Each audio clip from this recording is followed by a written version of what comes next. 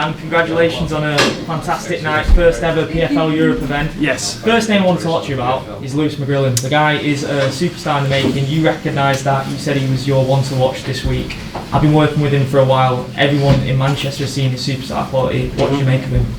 I mean, he delivered tonight. You know, the most impressive thing is he's a 22-year-old kid, he's undefeated, and he stepped in there with big pressure on his shoulders. He was taking on someone that's got double the pro experience, and he took him out. And the thing is, you know, because he hyped the fight up so much, he was moved up the card, right? He would have been third fight on the night, but because of the tension and the interest in the fight, he was bumped up. And, you know, you've got to think, Dakota and Simeon, they're well versed in carrying these kind of events. There's a new experience for him to be in this kind of limelight, and he just impressed everybody, didn't he? I mean, his composure, the moments he was landing his left hand, would have been quite easy for him to chase his opponent down and try and get the finish really fast, but he didn't. He let it breathe, found his shots. It was very, very impressive. 7-0 now. The sky's the limit for the kid. He said he met you when he was young. He said you couldn't remember it, but you won't forget him now. Just hearing a story like that, you know, watching someone perform like that on a world stage, them saying that you were sort of their hero growing up, what does it feel like for yourself?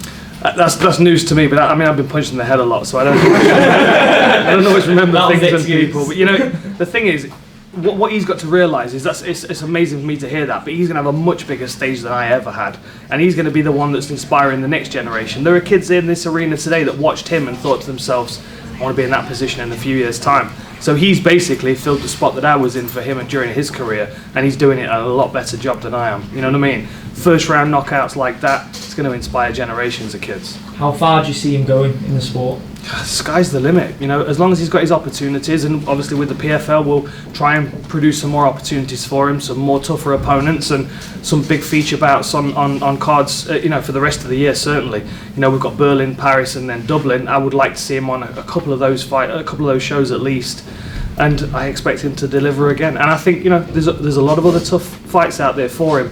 A lot of kids coming through the amateurs, through IMAF and stuff that eventually are going to be turning pro. This pool of talent in Europe is going to get bigger and bigger. We're going to go from 4 shows to 6 to 8 to 12. I want Europe to be one of the biggest places, the busiest places for mixed martial arts in the world. And just with yourself as well, final one for me, embracing a new role as well, but I'm guessing you're itching to put on the gloves at some point with PFL. You know, the Superfight League, that's there, tailor-made for you, and there's a pretty famous guy called Jake Paul who'd be pretty interested in a fight like that. Well, you know, the reality is, yeah, of course, you know, he's a great promoter, he's a fantastic asset to the PFL, but he likes fighting old guys that like to strike, that have got no ground game. I'm the guy, right? Like, what's he going to get out of me? We're going to have a fist fight and he might knock me out. That's what he loves, you know. Who knows what's going to happen? I'll always throw my hat back in the cage for a fight. I love the adrenaline rush, and you know, when I see these guys walking out, I'm proud of them, but I'm a little bit envious. I would love to be in there as well. There's nothing like the adrenaline rush of putting somebody away in the first round, and you know, we saw a lot of that tonight, and that energy in the arena, it just gets me fired up. So we'll see. I might feel 40 years old again tomorrow, but right now I feel about 23 and I'm good to go. Want to see it? Yeah. Dan, you mentioned him having a big stage. And how lucky are the fighters now that they have these kind of opportunities to perform at home on big cards, not realizing that maybe in your time there was nothing like this? You know, it's amazing. I mean, this was the problem when I was coming up, and to be honest, it's the same problem I hear all the time when I'm talking to these young fighters. You know, I'm traveling around gyms and I'm speaking to young prospects and stuff, and the issue is that, yeah, I've got to fight next weekend, but the guy's pulled out, he's been replaced by someone else, he's pulled out, now the event's been cancelled, they've moved my bout to another show up the road, and it's just a chaotic mess at the moment, mixed martial arts in this country, and what PFL will bring is stability. Like, all the fighters in this bracket, they know that they've got another 2 fights this year. As long as they win the next one, we'll move them on. And the opportunities are only going to keep growing. Like I said, 4 is the least amount of shows that we're going to do in Europe. And this is the first region that we're setting up a league. So after Europe, it's going to be part of the Middle East and South America. And each one of these leagues is going to feed into PFL Global, which means that the global standard of PFL is going to continue. And you've got to look at who we've got already. You know, Sadibou C, Rob Wilkinson, I mean, Thiago Santos has just joined us. We've got Brendan Loughnane taking on Marlon Moraes. We're spoiled for talent already, but then you start throwing some Lewis McGrillens in 5 years' time in the top, and it's going to be a mess of excitement. How quickly do you think you can grow? we're growing so quickly. I mean, the news was announced last week, Wednesday, that I'm taking this job. We were at the UFC Fighter Hotel, and I'm standing at breakfast getting hash browns with people coming up to me going, "So PFL then?" Like, if you want, yeah. Like people that are under contract with other organisations that are keen to make the move over, because no one's putting $100,000 on the table in Europe for a prize, and that's not including the money that you get to fight anyway. It's not like you're fighting for free and you might get the 100,000. You still get your fight purse, but the bonus at the end is 100,000, and potentially a ticket to PFL Global, which then you're in the $1 million bracket. And as Brendan Loughnane's shown, it's possible for anybody to grab that money. So if you had a message to potential newcomers, fighters around the globe, what would it be? Why should they come over to PFL? Because we'll keep you busy. We'll keep you busy. There's always going to be opponents. The other benefit in having a purse like $100,000 at the end is that there's always fighters that want to compete. If you've got someone that's promised 300 quid to fight, they might not show up. Right? I've had the same thing. I'm making 150, he's making 150. I don't know whether he's going to show up. It might cost him more to get there in fuel. $100,000 keeps people's attention. It will keep people in this tournament. And if one person drops out, they'll have a good reason and we'll replace them. Because that's the other thing that we're going to be doing. On these undercards, I'm going to have alternate bouts. You know, of course, we've got Lewis McGrillen as a feature bout, but I want these feature bouts to be more specific to the weight classes that we're seeing. So if we have a light heavyweight pull out, we've got someone we can move into the next bracket. You know, we had a fighter miss weight of the week, so we've got to move another fight to Berlin now. But it's exciting because I know we've got one fighter, I can find another prospect, and we're going to get a winner of that that's going to move through and fight one of the 3 flyweights that won tonight. It's just an exciting process to be a part of, and for me to be able to find fighters and plug them into it, I mean, I kind of feel like I'm made for this job.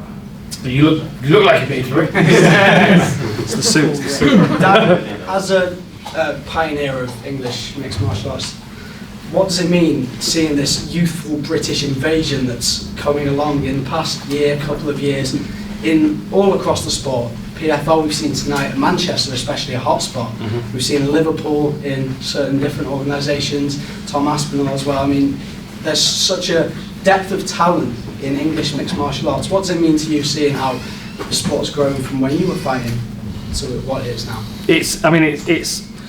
I don't think I could have imagined that MMA would grow like this. You know, Cage Warriors always did a great job of keeping consistent shows on in Europe, and I was fortunate enough to have a home with Cage Warriors, so they kept me relatively busy. But, you know, as mixed martial arts has grown, it seems like the consistency's dropped off. Like the UFC used to be here 2-3 times a year, every year in the UK. Now it's once a year, maybe twice a year. Like if I'm a local fighter, I want to be fighting in front of my hometown crowd on a big event. And PFL Europe is specific to Europe. You know, we're going to be doing shows here all the time consistently, and we're going to need loads and loads of fighters to fill these cards. I know this talent from watching the IMAFs, from watching the English team go over. We had 17 go over to the World Web Championships recently.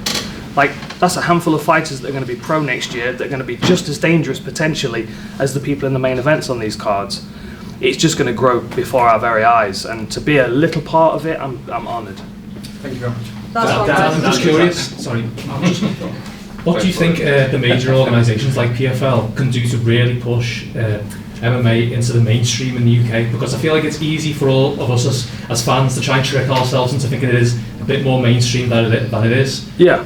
But what do you think, you know, we can do to get it on the level as like, you know, football, boxing? Like what can we do to get it there? You know, it's accessibility, isn't it? You know, of course we've got a great partnership with DAZN. We've got ITV are going to be putting out stuff as well. You know, it's accessible. The first couple of fights on the night were on YouTube. Anyone can watch them. Accessibility. People being able to watch these fights for free. The highlights spinning around the world on social media, and people thinking, oh, that's an interesting show. Looks like the UFC. I like the UFC. I'll have a look at PFL, and then the difference between the two, one's ultimate and one's professional. You know, one's fighting and one's fighters, right? And for me, professional fighters is always going to override, because that is the MO of the organisation. We're professional, we're about the fighters, and we're a league. That's the most important thing for me.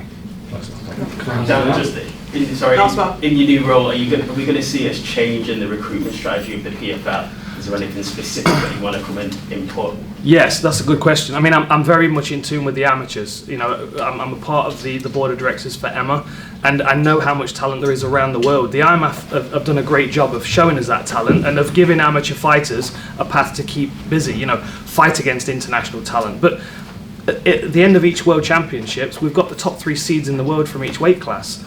I want to grab all of those people. It's going to be like, you know, it's going to be like people coming out of college ready to sign with the NFL, right? I want people coming out of the IMAFs, making their pro debut on PFL, on these shows, so you guys can see them and cover them and give them some love, because they've probably had 10, 15 fights already as amateurs and they're ready to be pro. Thank you. Thank you very much. All good? Thank